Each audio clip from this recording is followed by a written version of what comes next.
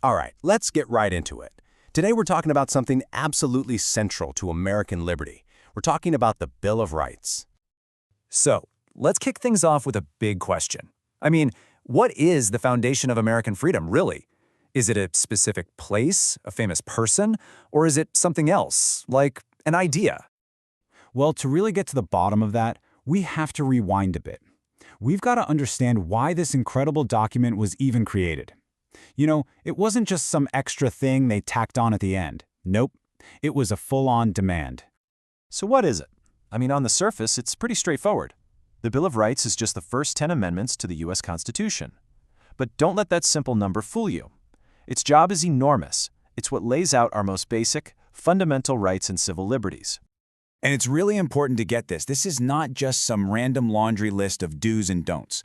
The Bill of Rights was crafted with this incredible two-part purpose. Think of it like a brilliant balancing act.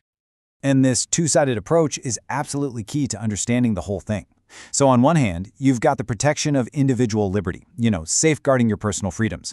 But on the other hand, it's all about limiting the government's power. It draws these really clear lines in the sand that the government is not allowed to cross.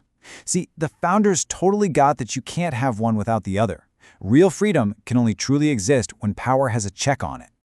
But this whole idea, it wasn't just about creating a legal rulebook. Not at all.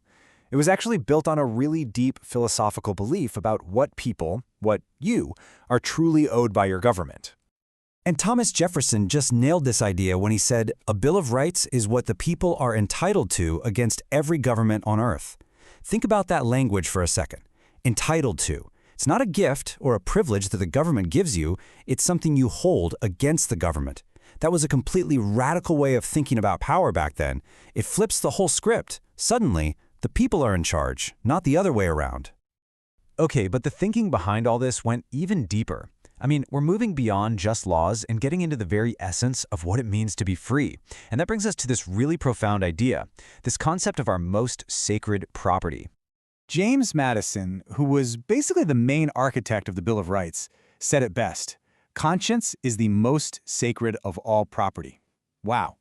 Think about that.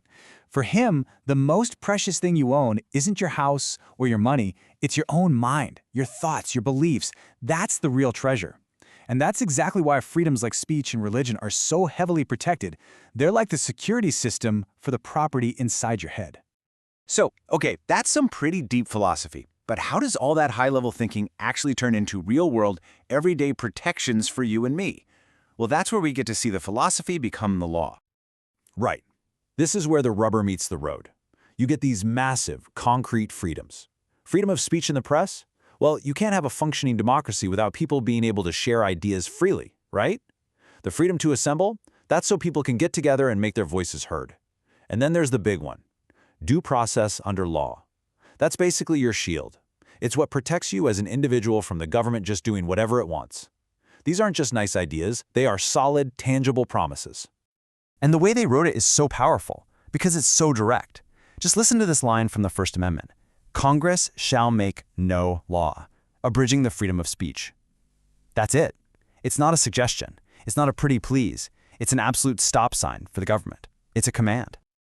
So when you put it all together, these very specific, legally binding protections, all growing out of this deep, powerful philosophy about individual liberty, that's what you get. That's the real foundation of American freedom.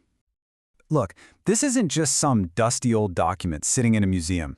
Its impact is all around us every single day. So I'll leave you with a question to chew on. How do these rights, this foundation, actually shape your life today?